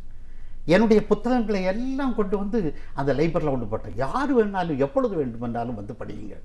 அப்போ இப்படிப்பட்ட ஒரு தன்மைகள், இப்படிப்பட்ட ஒரு அர்ப்பணிப்பு தன்மைகள், மாணவர்களுக்கு எது தேவையோ அதை செய்து கொடுக்கக்கூடிய ஒரு மனோபாவத்தை வளர்த்துவிடுவதற்கு என்னுடைய கல்லூரி பருவம் எனக்கு உதவி இருக்கிறது.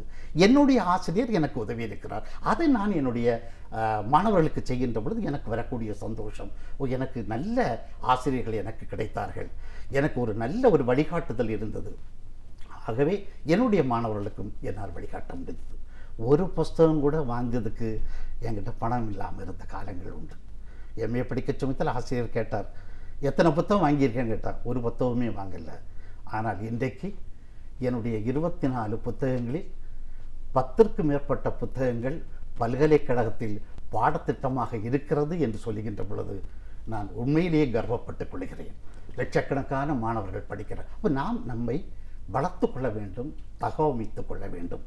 அப்பொழுதுதான் நாம் வந்து ஒரு சிறந்த ஆசிரியராக மாற முடியும் அப்படின்னு நான் நினைக்கிறேன். உங்களுடைய படைப்பு பற்றி நிச்சயமாக பேசி ஆக வேண்டிய அவசியத்தில் இருக்கும். நிறைய நூல்கள் எழுதியிருக்கீங்க. இன்னைக்கு அதை பற்றின வரிசையெல்லாம் நம்ம பேசும்போது ஒரு பட்டியலிடுற அளவுக்கு உங்களுடைய படைப்புகள் இருக்குது. அப்படின்னாலும் குறிப்பிட்டு சொல்லக்கூடிய நூல்கள் இப்போ நீங்கள் சொன்ன மாதிரி பாடத்திட்டத்திலேயே சேர்ந்து இன்னைக்கு நிறைய மாணவர்கள் அதை படிக்கிறாங்க அப்படின்னும் போது அந்த அனுபவம் நிச்சயமாக ஒரு கர்வத்தையும் பெருமையும் கொடுக்கக்கூடியது தான். உங்களுடைய படைப்பு பற்றி சொல்லுங்கள். நீங்கள் எந்த படைப்பு வந்து புத்தகமாக உருவானது? அதாவது நான் தேர்ந்தெடுத்துக்கிட்ட துறை, என்னுடைய பேராசிரியர் என் சுப்பிரமணிய பிள்ளை.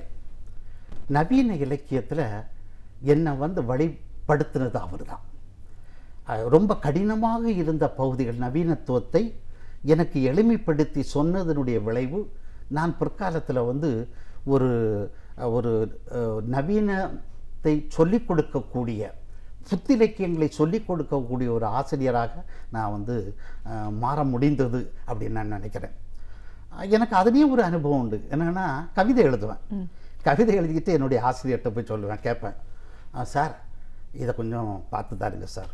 அப்போ அவர் என்கிட்ட கேட்ட கேள்வி, நீ பெரிய வையாபுரி பிள்ளைன்னு நினைப்பா உனக்கு. அப்போ எனக்கு நான் என் மனசுக்குள்ளே என்ன ஓடுன்னா, இப்படி கேட்டார், ஏன் நம்ம வந்து வையாபுரி பிள்ளை மாதிரி ஆகக்கூடாது. ஆகவே தான் நான் வந்து ஒரு கிரியேட்டிவ் சைடில் இருந்து ஒரு கிரிட்டிக் சைடுக்கு மாறுறேன். அது வரைக்கும் எனக்கு வந்து கவிதை எழுதணும், கதை எழுதணும், இப்படிப்பட்ட ஆசிரியர்கள் எப்படி இருக்கக்கூடாதுன்றதுக்கு தான் நான் அதை சொல்லிடுறேன். அந்த ஆசிரியர்கிட்ட கேட்டார், வையாபுரி பிள்ளைன்னு நினைப்பா உனக்கு அப்படின்னு கேட்டார். அப்புறம் ஏன் நம்ம வந்து வையாபுரி பிள்ளை ஆகக்கூடாது. ஆகவே தான் நான் திறனாய்வு துறைக்கு வந்தேன். என்னுடைய புத்தகங்கள் அத்தனையும் திறனாய்வு சார்ந்ததாக இருந்தது. நாவலும் சமுதாயம் என்று சொல்லக்கூடிய முதல் புத்தகத்தில் இருந்து நான் இப்பொழுது எழுதியிருக்கக்கூடிய திணை கோட்பாடு வரை அத்தனையுமே ஒரு நவீனம் சார்ந்தும் அதே சொல்ல திறனாய்வு சார்ந்ததாகவும் மாறியது. நான் அதோடு மட்டும் நின்றுகிடலை. ஏன்னா ஒரு மொழி ஆசிரியர் வந்து ஒன்றுக்குள்ளே கட்டுப்பட்டு கிடக்கக்கூடாது. எனக்கு நாட்டுப்புறவியல்லையும் எனக்கு ஆர்வம் உண்டு. அப்போ நாட்டுப்புறவியல் சார்ந்தும் நான் நூல்கள் எழுதினேன். அதே மாதிரி மக்கள் தகவல் தொடர்பியல் அதோட சார்ந்தும் என்னுடைய மக்கள் தகவல் தொடர்பியல் சொல்லக்கூடிய அந்த புத்தகம், இதழியல் நுணுக்கங்கள் சொல்லக்கூடிய ஜேர்னலிசம் சார்ந்த இந்த புத்தகங்கள் இன்றைக்கு பெருவாரியான ஒரு வரவேற்பை பெற்று வருகிறது. ஏன்னா இந்த சமூகத்தில் இன்றைக்கி இயங்குவதற்கு இந்த மக்கள் தொடர்பு சாதனங்கள் எவ்வளவு தேவைன்னு சொல்லக்கூடியதை மாணவர்கள் மத்தியில் கொண்டு செல்ல வேண்டும். ஆகவே நான் எழுதினது தான் மக்கள் தகவல் தொடர்பியல் சொல்ல. அந்த புத்தகம் இன்றைக்கி ஒரு 3-4 பல்கலைக்கழகத்தில் பாடப்புத்தகமாகவும் இருக்குது. அது எனக்கு ரொம்ப மகிழ்ச்சியாக இருக்கிறது. அதே மாதிரி தமிழ் இலக்கிய வரலாறு நான் ஒரு 2 வருடத்திற்கு முன்னாடி போட்டது தான் தமிழ் இலக்கிய வரலாறு. அந்த தமிழ் இலக்கிய வரலாறில் பொதுவாக தமிழ் இலக்கிய வரலாறுகளில் வந்து புத்தி இலக்கியங்கள் அதிகமாக வராது. அது வரைக்கும் உள்ள எல்லாமே வரும். ஆனால் என்னுடைய இந்த புத்தகத்தில் நான் என்ன செய்தேன், அது இல்லை. எப்படி பழைய இலக்கியங்களுக்கு எவ்வளவு முக்கியத்துவம் கொடுக்குறோமோ அதே போல் புத்தி இலக்கியங்களுக்கும் முக்கியத்துவம் கொடுக்கணும்னு சொல்லி 2014 தான் அந்த புக்கு. 2014 வரை யாரெல்லாம் எழுதியிருந்தார்களோ அத்தனையும் இந்த குருவி சேகரித்து என்னுடைய புத்தகத்தை. அதனால தான் என்னுடைய புத்தகத்துக்கு பெரிய வரவேற்புகள். அதோடு இன்னொரு விஷயம் கூட செய்தேன். என்னுடைய மாணவர்கள் இன்றைக்கு யாரெல்லாம் பேராசிரியர்களாகவும் பள்ளியாசிரியர்களாகவும் எழுத்தாளர்களாகவும் இருக்கிறார்களோ அவங்களுடைய புத்தக பட்டியல் அத்தனையும் வாங்கி என்னுடைய புத்தகத்துக்குள்ளே சேர்த்தேன். இது எனக்கு மகிழ்ச்சியாக இருக்கிறது. என்னுடைய மாணவர்களையும் ஒரு வகையில் நான் வளர்த்திருக்கிறேன். அதே சமயத்தில் இந்த தமிழ் சார்ந்து வந்திருக்கக்கூடிய அத்தனையும் ஒரு பதிவு செய்திருக்கிறேன். அது ரொம்ப முக்கியம்னு நான் நினைக்கிறேன். எல்லாவற்றையும் நான் விலாவாரியாக அதை விமர்சனம் பண்ணி கொண்டு இருக்க முடியாது. அந்த தமிழ் இலக்கிய வரலாறு அது அப்படிப்பட்ட ஒரு சாதனையை நிகழ்த்தியது. பல பத்திரிகைகள் அதை பாராட்டவும் செய்தன. அதுமாதிரி திணை கோட்பாடு என்று சொல்லக்கூடிய ஒன்று இன்றைக்கி நிறைய பேர் பேச ஆரம்பிச்சிட்டாங்க. ஆனால் இதை பேசுனது ஐயப்ப பணிக்கர், மலையாளத்தை சார்ந்த அந்த இடத்தை சார்ந்த ஒரு ஆங்கில பேராசிரியர். ஐயப்ப பணிக்கர் தான் முதல்ல சொன்னார், இந்த உலகத்திற்கு தமிழ் தந்த பெரிய நன்கொடை எது என்று சொன்னால் திணை கோட்பாடு. அதுக்கப்புறம் தான் நம்ம பேச ஆரம்பித்தோம். அப்போ இன்னொரு மொழி அறிஞன் சொன்னதுக்கு பிறகு தான் நான் இவ்வளவு சாதனையாளர்களா என்று விழித்துக் கொள்கிறோம். அப்போ இந்த தன்மைகளும் நம்மள்கிட்ட மாறணும்.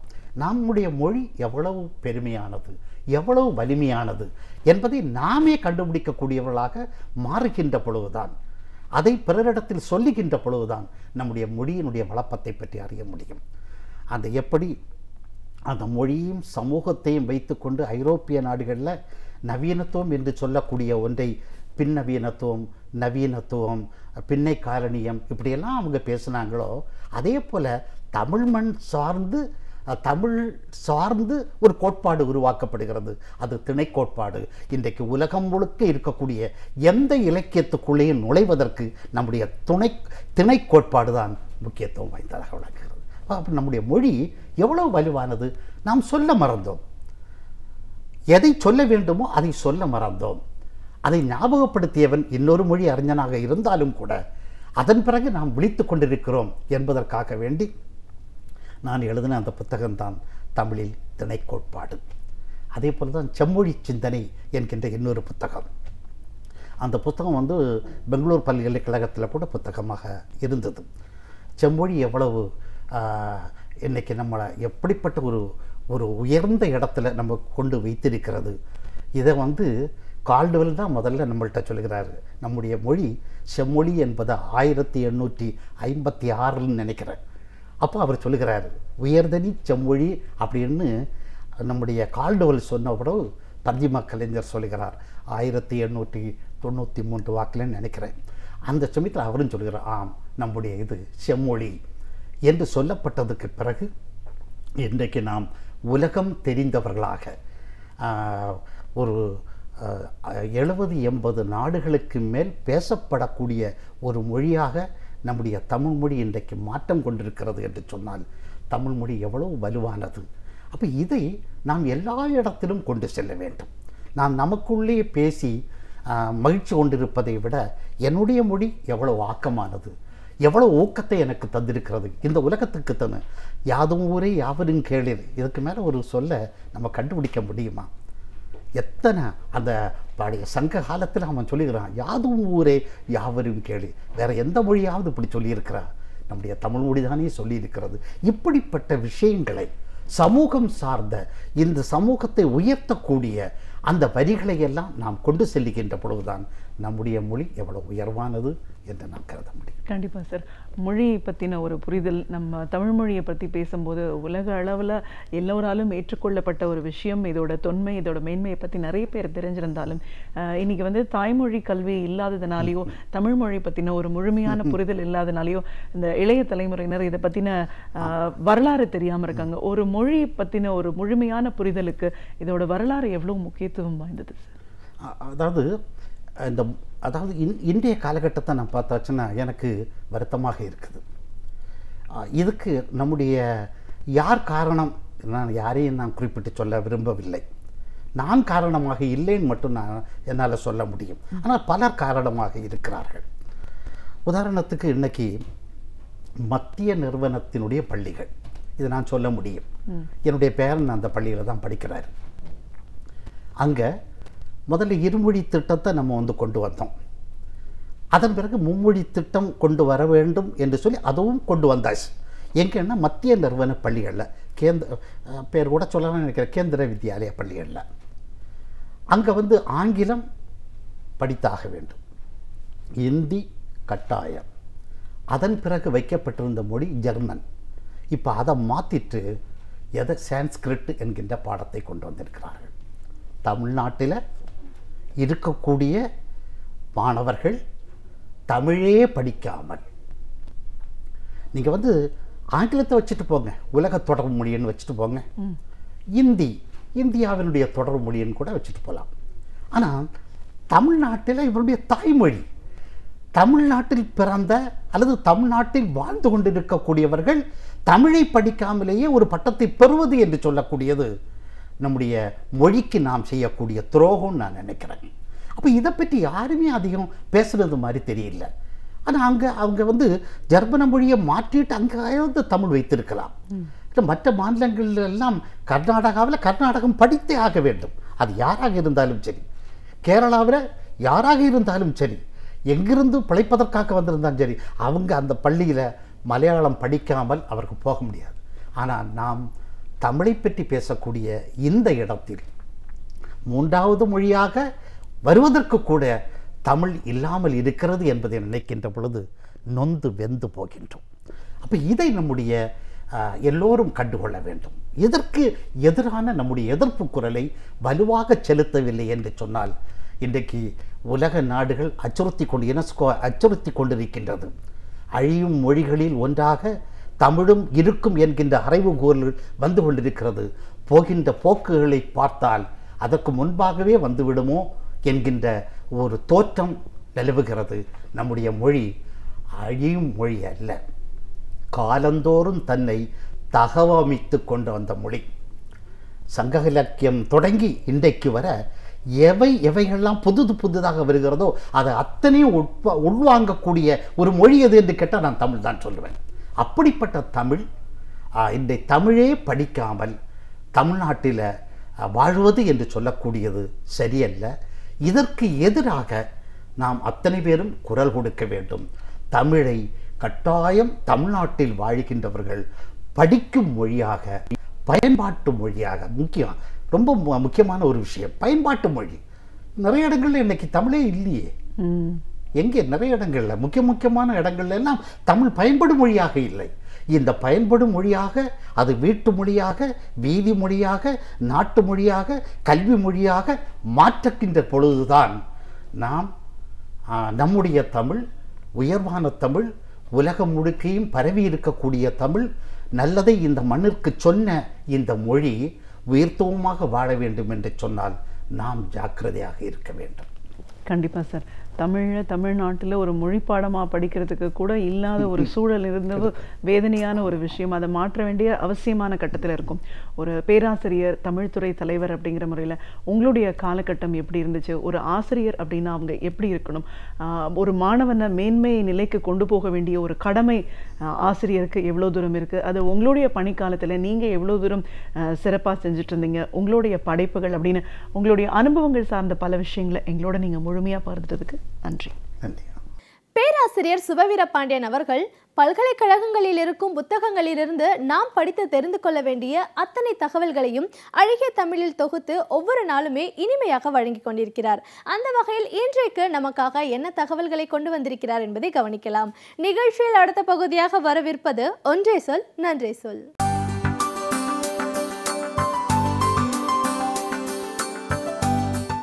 அனைவருக்கும் என் அன்பு வணக்கம்.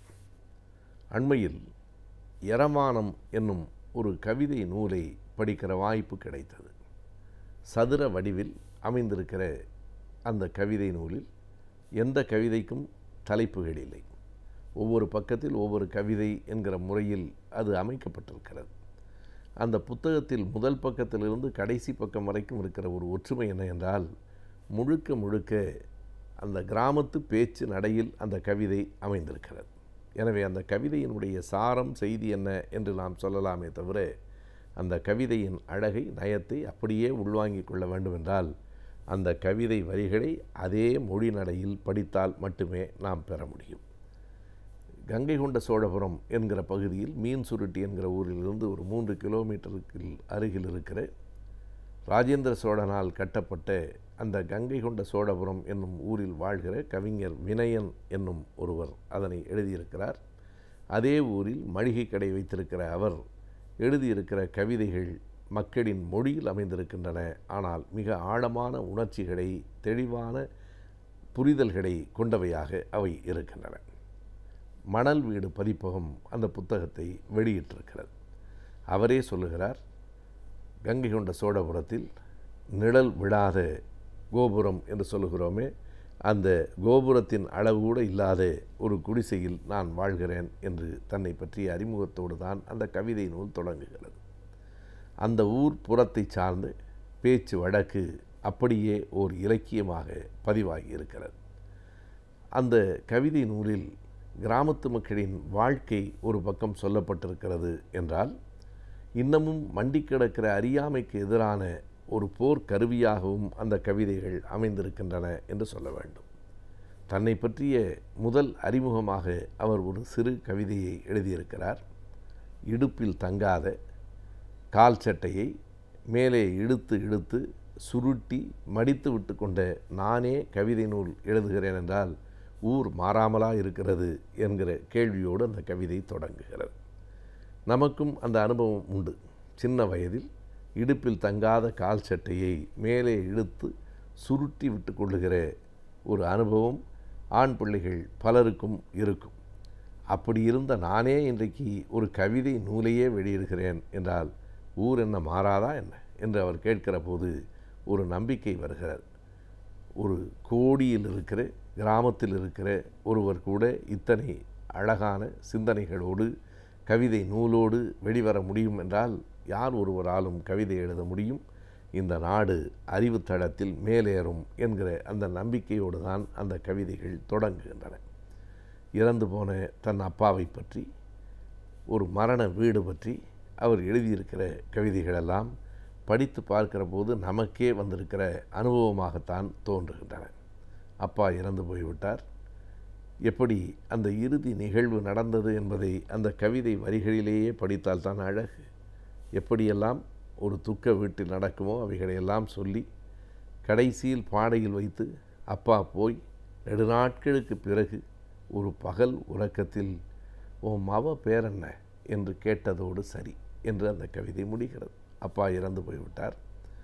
அதற்கு பிறகு அவருடைய நினைவுகள் இருந்தனவா என்று கூட தெரியவில்லை. முறைப்படி எல்லாம் செய்து அந்த உடம்பை குளிப்பாட்டி பாடையிலே வைத்து எடுத்துக்கொண்டு போய்விட்டார்கள். போன அப்பா போனவர்தான். ஆனால் நெடுநாளைக்கு பிறகு கனவில் வருகிறார். அதுவும் இரவு நேரத்தில் அல்ல, ஒரு பகல் நேர தூக்கத்து கனவில் வந்து என்ன கேட்கிறார் என்றால், உன் மகள் பெயர் என்ன என்பதை அந்த பேச்சு வழக்கு நடையில் உன் மவ பெயர் என்ன என்று கேட்டதோடு சரி. ஆக அப்பாவுக்கு அந்த பெயரை சொல்ல வேண்டும் என்று நமக்கு தோன்றுகிற அந்த விருப்பம் இருக்கிறதே, அது அப்பாவே வந்து கேட்டது போல ஒரு கனவாக வந்திருக்கிறது என்பதை அந்த கவிதை சொல்லும். என்னதான் சுத்தம் செய்தாலும் ஒரு மரண வீட்டில் அந்த மரண வாசனையை அவ்வளவு எளிதில் விலக்கி விட முடியாது என்பதை இன்னொரு கவிதையில் அவர் சொல்லுவார். அது எப்படி என்றால், அழுத களைப்பு தீர தரப்பட்ட அந்த சூடான தேநீரிலும் அதிலும் மிச்சம் இருக்கிறது. அங்கு வைத்த அந்த படி அரிசியில் கொட்டி வைத்த நெல்லில், அதன் மீது ஏற்றி வைத்த அந்த விளக்கில், அங்கே வெடிக்கப்பட்ட வான வெடியில், எல்லாவற்றிலும் எதிலும் மிச்சமில்லை, அனைத்திலும் கடைசியாக அவர் சொல்லுவார், கழுவி, அதாவது எந்த உடலை எந்த நாற்காலியிலே அந்த பெஞ்ச் என்று சொல்லுகிறோமே அந்த நீள் இருக்கை எதிலே நாம் படுக்க வைத்திருந்தோமோ அதனை கழுவி சாய்த்து வைத்த பிறகு அந்த பெஞ்சிலும் குடித்த தேநீரிலும் வெடித்த வெடியிலும் எல்லாவற்றிலும் மிச்சமிருந்தது அந்த மரண வாசனை என்று எழுதுவார். பாடையிலே தொங்கவிட்ட பூக்களில், அங்கே ஏற்றி வைத்த ஊதுபத்தியில், அங்கே எரிகிற அந்த விளக்கில், சாய்த்து வைக்கப்பட்டிருக்கிற அந்த பெஞ்சில், அழுகை களைப்பு ஆறுவதற்காக தரப்பட்ட சூடான அந்த தேநீரிலும் கூட எல்லா இடத்திலும் இன்னமும் மிச்சம் இருக்கிறது அந்த மரண வாசனை என்று ஒரு கவிதை சொல்லும். இப்படி இயல்பாக வாழ்வின் போக்கு, கிராம மக்களினுடைய வாழ்க்கை. யாரோ ஒருவன் ஐஸ் விற்று கொண்டு போகிறான், அதனை வாங்க வேண்டும், பணம் எங்கே இருக்கிறது என்று தெரியவில்லை. அஞ்சரை பெட்டியில் தேடியாயிற்று, மண் உண்டியலை உடைத்து பார்த்தாயிற்று, அடுக்கு பானையில் கீழிருந்து மூன்றாவது பானையிலே அம்மா பணம் வைத்திருக்கக்கூடும் என்று அதனையும் துருவி எடுத்து எங்கிருந்தோ ஓரிடத்திலிருந்து பணத்தை எடுத்து கொண்டு போவதற்குள் அடுத்த தெருவுக்கு போய்விடுவார் ஐஸ் விற்பவர் என்று ஒரு கவிதை சொல்லுகிறது. ஒரு ஐஸ் வாங்குவதற்கு கூட கையில் பணம் இல்லாமல் அதனை தேடி அலைந்து அது எங்கே இருக்கும் என்று மண் உண்டியலிலிருந்து எல்லாவற்றையும் சோதனை செய்து அந்த பணத்தை எடுத்துக்கொண்டு வெளியே வருவதற்குள் அடுத்த தெருவுக்கு போயிருப்பார் ஐஸ் விற்பவர் என்று சொல்லுகிற போது, கிராமத்தில் ஏழை மக்களினுடைய இயல்பான நிலை ஒரு நகைச்சுவை உணர்வோடும் சொல்லப்பட்டிருக்கிறது என்று தோன்றுகிறது. இவை எல்லாவற்றையும் தாண்டி அவர் தந்திருக்கிற ஒரு கவிதை மிக குறிப்பாக, அந்த கவிதை எது என்று நான் சொல்ல முடியாது, காரணம் எந்த கவிதைக்கும் அவர் தலைப்படவில்லை.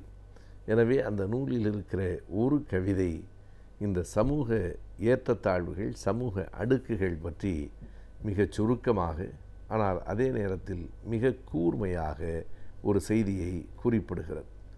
எங்களை சூத்திரன் என்று சொல்கிறீர்கள், எங்களை பஞ்சமன் என்று சொல்லுகிறீர்கள், ஆனால் என்றைக்கும் நாங்கள் உங்களுக்கு உண்மையானவர்களாகத்தான் இருந்திருக்கிறோம். இதனை அவர் கவித்துவமாக எப்படி சொல்கிறார் என்றால், என்னை நீங்கள் சூத்திரன் என்று அழைத்த போது என் கையில் சவரக்கத்தி இருந்தது. முடி திருத்துகிறவர்களை நாம் பிற்படுத்தப்பட்டோர், தாழ்த்தப்பட்டோர் என்கிறோம். உழைக்கிற மக்கள் எல்லோரையுமே நாம் சாதியின் பெயரால் கீழே தள்ளுகிறோம். அந்த கவிதை இப்படி தொடங்குகிறது, என்னை நீ சூத்திரன் என்று அழைத்தபோது என் கையில் சவரக்கத்தி இருந்தது. பிணம் எரிக்கிறவனே என்று என்னை இழிவு செய்தபோது என் கையில் பிணம் எரிக்கிற தீப்பந்தம் இருந்தது. எந்த இடத்தில் வேண்டுமானாலும் நாங்கள் நடந்து வருகிற போது காலில் இருக்கிற செருப்பை கழற்றிவிட்டு வர வேண்டும் என்று சொல்லுகிற ஆண்டைகளின் சமூகத்தில் உங்களின் கிழிந்த செருப்பை தைப்பதற்கு எங்கள் இடத்திலே அந்த ஊசி இருந்தது. இதற்கு பிறகு அவர் சொல்லுகிறார், ஆனால் ஒரு முறை கூட எங்களை நம்பி கொடுத்த குரல் வடையில் நாங்கள் கீறியதே இல்லை. எங்களிடம் சவர கத்தி இருந்தது, ஆனால் எங்களிடம் நம்பி கொடுத்த உங்கள் குரல் வடையை ஒரு நாளும் நாங்கள் கீறியதில்லை. எங்கள் கையில் இருந்த அந்த பிணம் எரிக்கும் தீப்பந்தத்தால் உங்களை ஒரு நாளும் நாங்கள் எரித்ததில்லை. நீங்கள் செருப்பை நாங்கள் போடுவதற்கு அனுமதிக்கவில்லை, ஆனால் உங்கள் செருப்பை தைத்து தருவதற்கு நாங்கள் ஒரு நாளும் தவறியதே இல்லை. ஆனால் இவையெல்லாம் இனியும் தொடராது. இதோ கில்லட் பிளேடுகள் விற்கின்றன, உன் முகத்தை நீயே சவரம் செய்து கொள். இதோ மின்மயானங்கள் வந்துவிட்டன, இறந்து போனவர்களை எரித்து சாம்பலை எடுத்துக்கொள். செருப்பு பீய்ந்து போனால் தூக்கி எறிந்துவிட்டு வேறே வாங்கிக்கொள். உன்னை போல் நானும் ஒரு மனிதன்தான் என்ற அந்த கவிதை சொல்லுகிற போது எத்தனை ஆயிரம் செய்திகளை அந்த கவிதை அள்ளி கொண்டு வந்திருக்கிறது என்று எண்ணத் தோன்றுகிறது. யரவாணம் மக்களின் மொழியில் எழுதப்பட்டிருக்கிற மக்களின் வாழ்க்கை. அறிவியல் மற்றும் தொழில்நுட்பத்தில் இருக்கும் முன்னேற்றத்தை வைத்துதான் ஒரு நாட்டின் முன்னேற்றமும் அமைகிறது. அந்த வகையில் தற்போது அறிவியலில் இருக்கும் முன்னேற்றத்தை பற்றியும் தொழில்நுட்பத்தின் வளர்ச்சியை பற்றியும் இன்றைய ஆலோசனை நேரத்தில் அறிவியல் மற்றும் தொழில்நுட்பம் பகுதியில் தெரிந்து கொள்ளலாம்.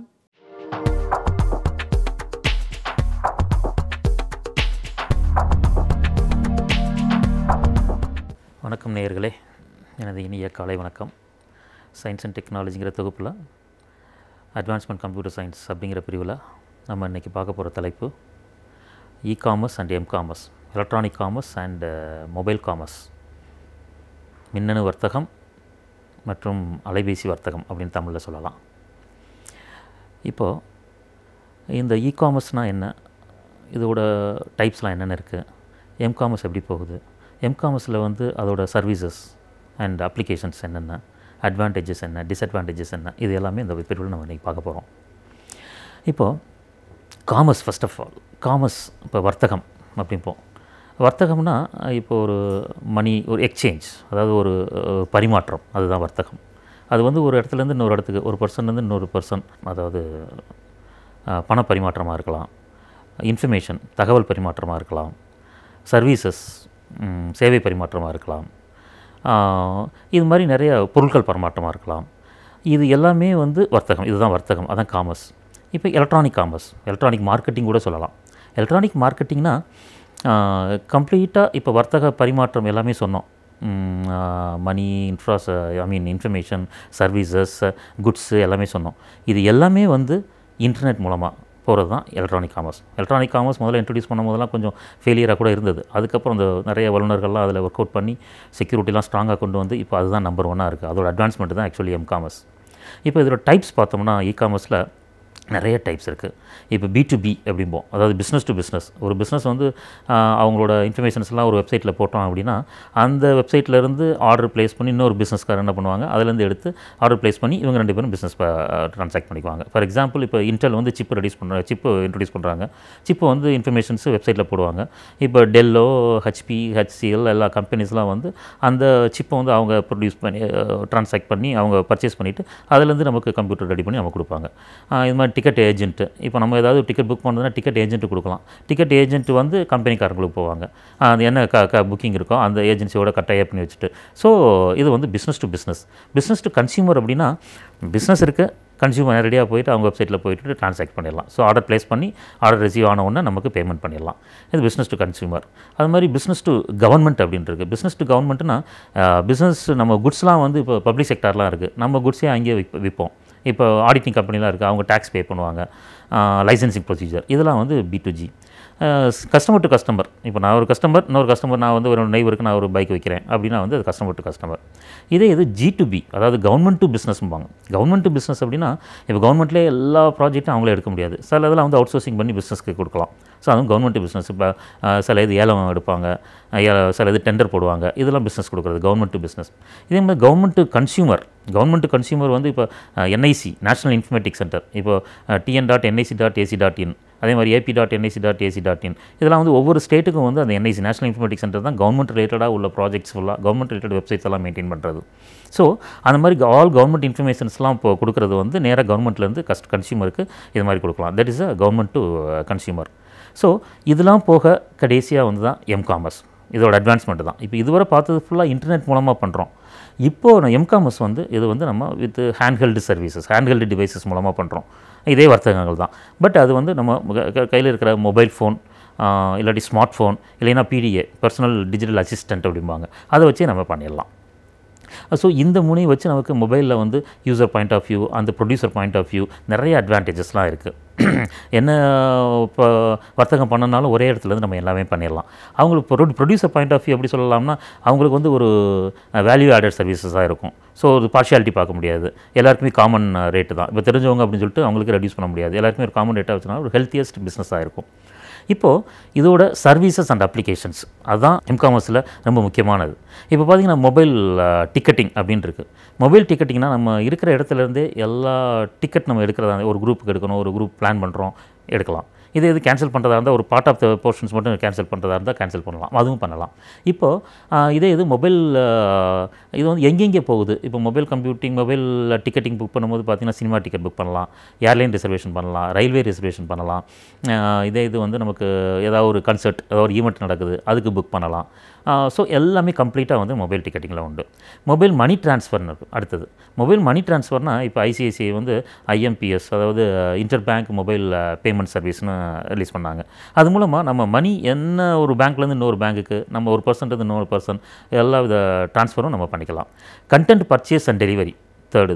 கண்டென்ட் பர்ச்சேஸ் அண்ட் டெலிவரினா இப்போ நமக்கு வந்து இப்போ மொபைல்லையே வந்து சில கேம்ஸ் இருக்கும், வால்பேப்பர் போடணும், காலர் டியூனு, ரிங் டோனு, இந்த மாதிரி இதுக்கெலாம் மொபைல் பர்ச்சேஸ், அதுக்கே வந்து நமக்கு பர்ச்சேஸ் பண்ணுறது mobile purchase and delivery.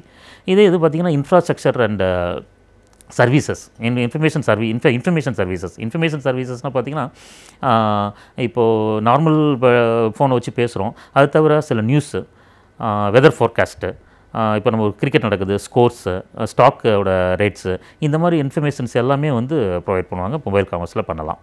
Mobile banking நம்ம இப்போ பார்த்திங்கன்னா இப்போ முன்னாடிலாம் பார்த்திங்கன்னா 10 o'clock பேங்க்கில் போய் நிற்கணும், எப்போ பேங்க் திறப்பாங்க அந்த க்யூவில் போய் நின்று எல்லாமே பண்ணணும். இப்போ பார்த்திங்கன்னா வித்ரா மணி வேறு ஏதாவது டிரான்சாக்ஷன்ஸ் எல்லாமே பின்னு மாற்றுறதா இருந்தாலும் என்னென்ன டிரான்சாக்ஷன்ஸ்லாம் நமக்கு நடந்துகிட்ருக்கு, எது ஃபெயில் ஆகிருக்கு, நம்ம எல்லாவித டிரான்சாக்ஷன் பேங்க்கில் வந்து நம்ம ஒரு இடத்துல இருந்துக்கிட்டே பண்ணலாம். அது மொபைல் பேங்கிங்.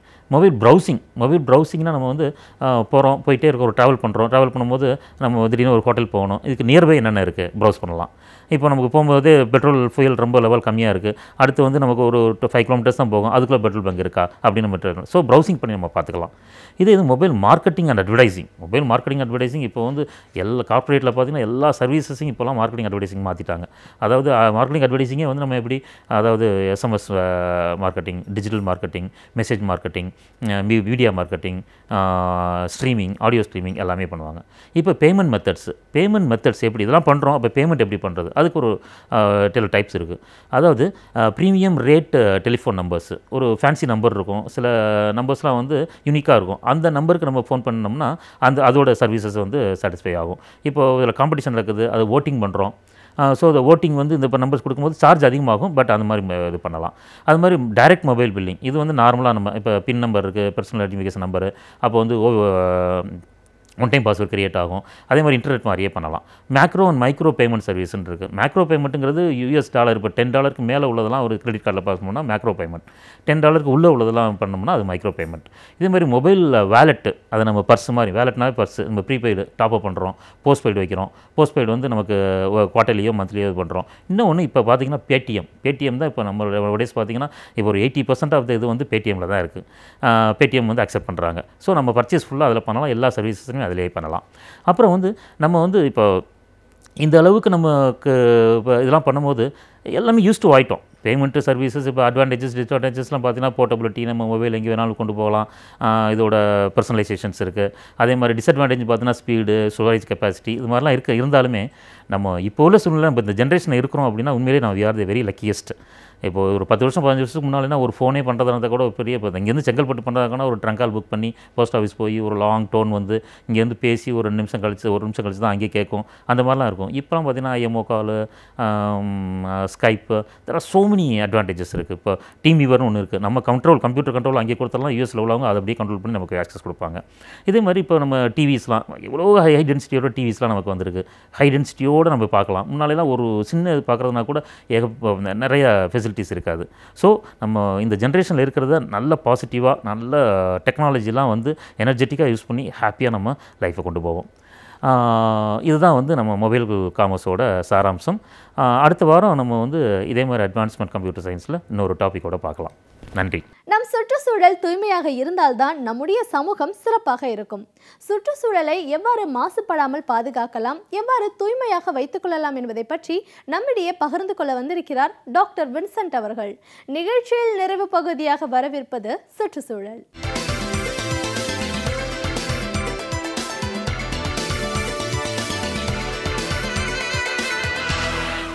மறுசுழற்சி, அதாவது ரீசைக்கிள் என்று சொல்லப்படுகிற அந்த மறுசுழற்சி முறை இன்றைக்கு சுற்றுச்சூழலின் ஒரு முக்கிய மந்திரமாகவே கருதப்படுகிறது. ஏனென்றால்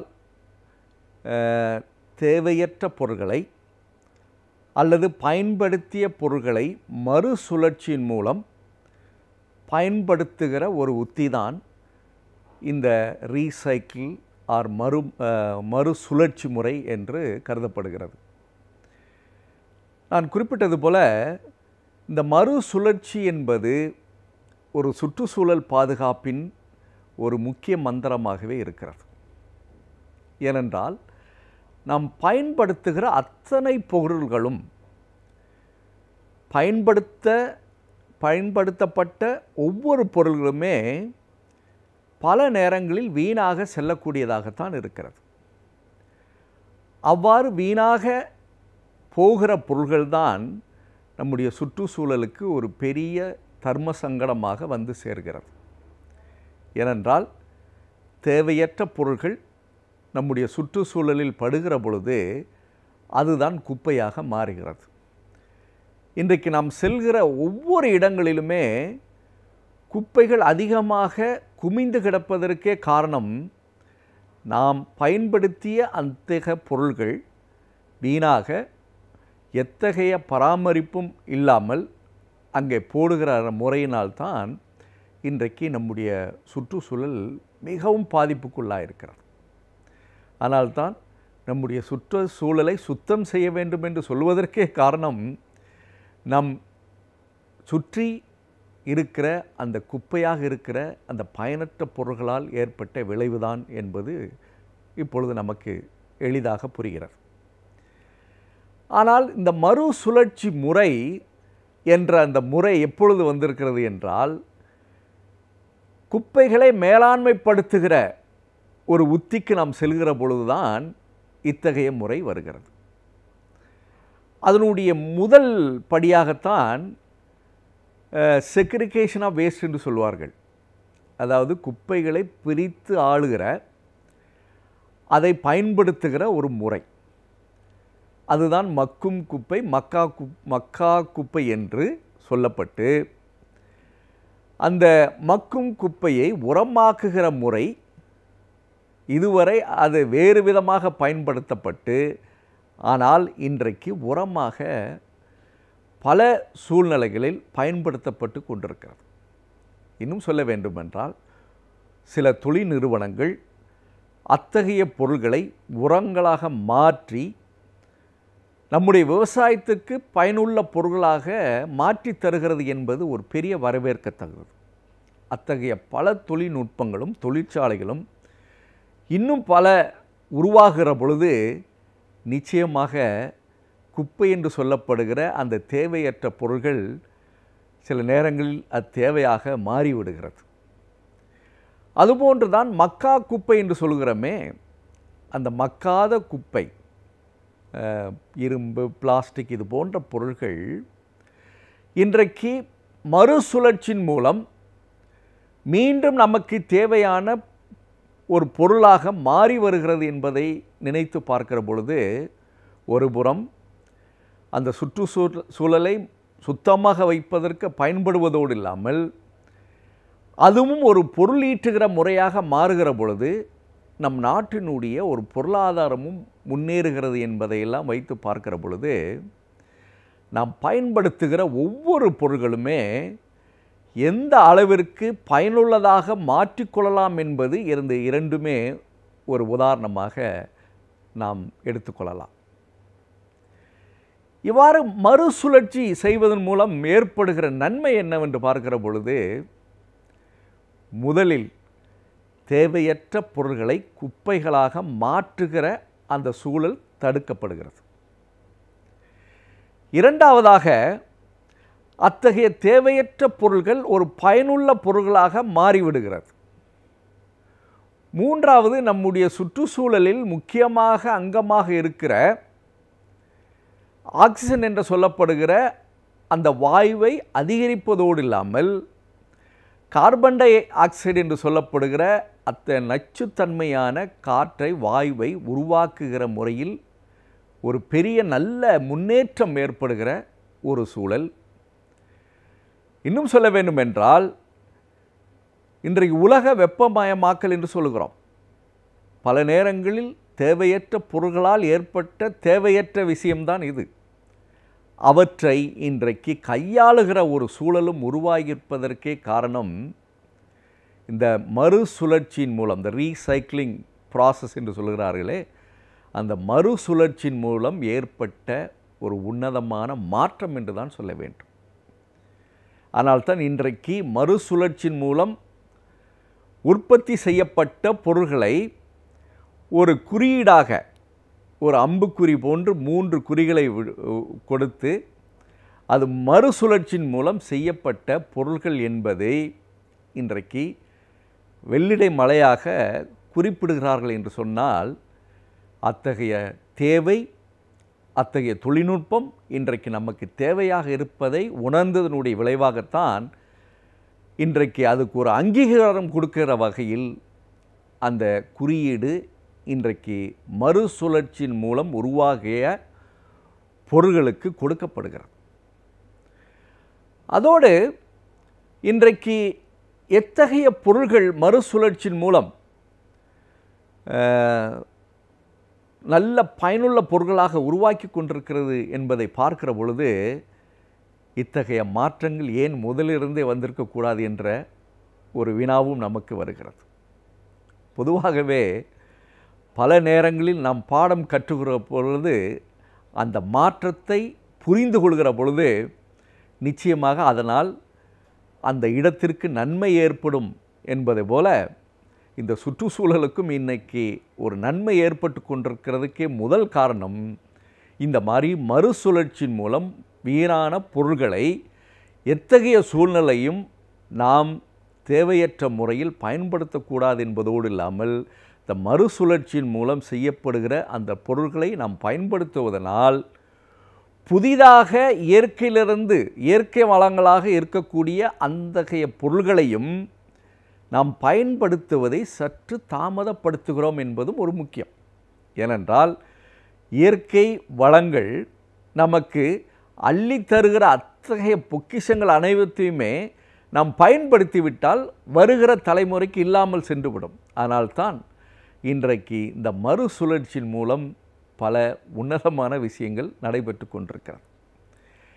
அதனால்தான் நம் வீட்டில் பயன்படுத்துகிற பொருள்களில் தேவையற்ற பொருள்களை எந்த அளவிற்கு குறைக்கின்றோமோ அதற்கு ஏற்றால் போல் குப்பைகளை உருவாவதை நாம் தடுத்து விடுகிறோம்.